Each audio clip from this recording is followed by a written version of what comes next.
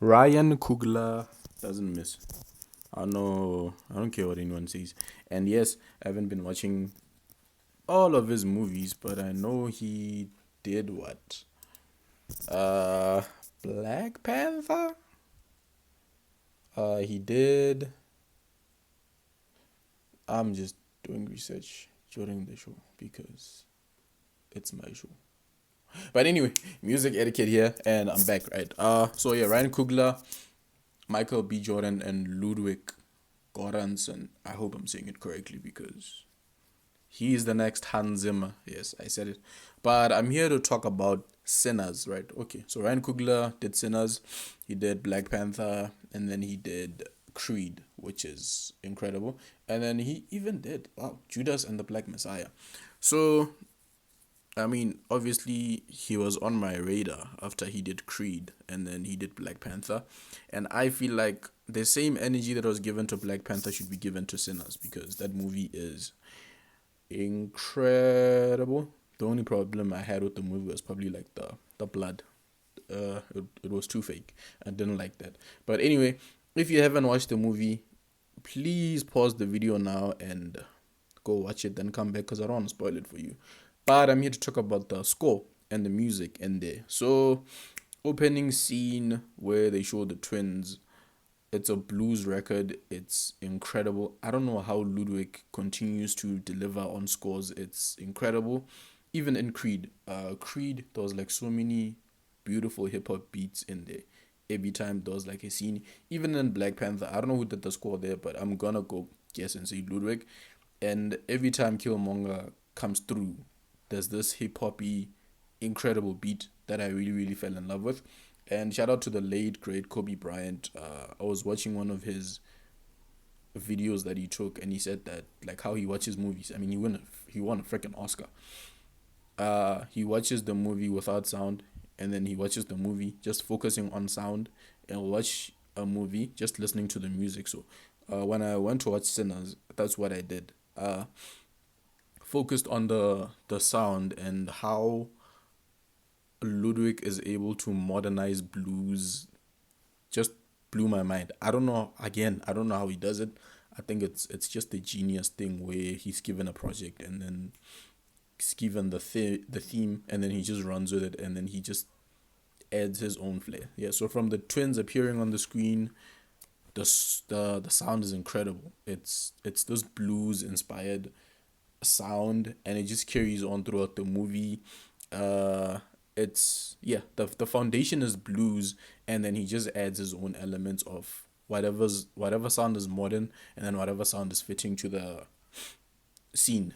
And the other scene that I loved was when the twins finally opened their juke joint and their cousin was just playing music. And I like how Ryan Coogler depicted, he tried to show like how spiritual music is.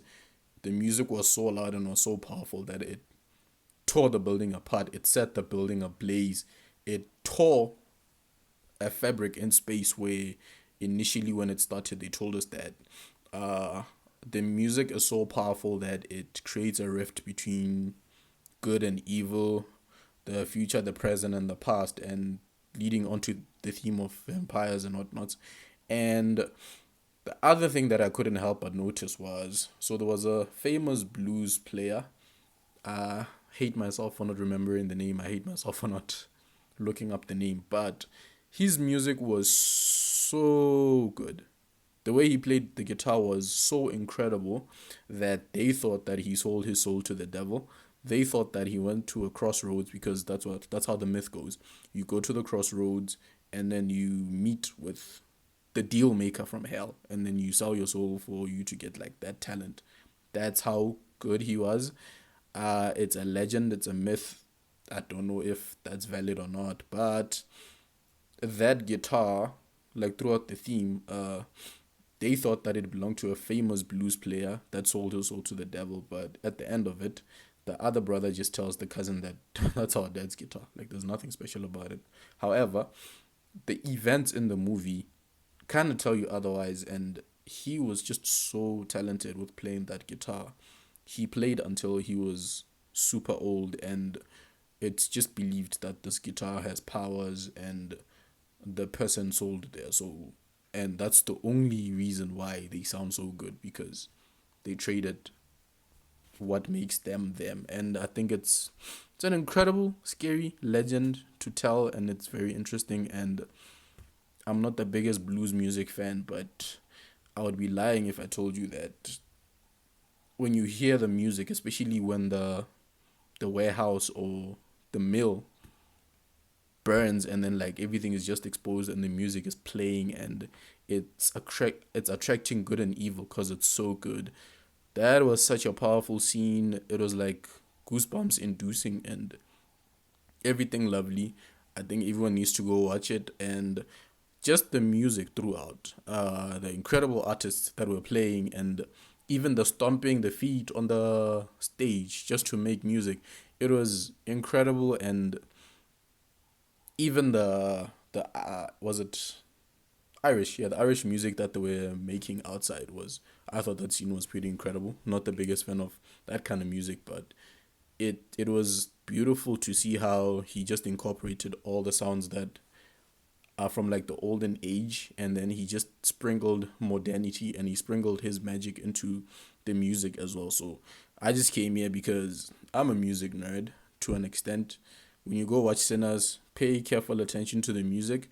Preferably go watch it at a cinema, or use like proper sound system so that you don't miss anything. It was an incredible experience. I recommend that you guys go watch it and specifically listen to the music, and go check out the score after if you need to. It's beautiful. Ryan Coogler, Sinners, Michael B. Jordan is in there.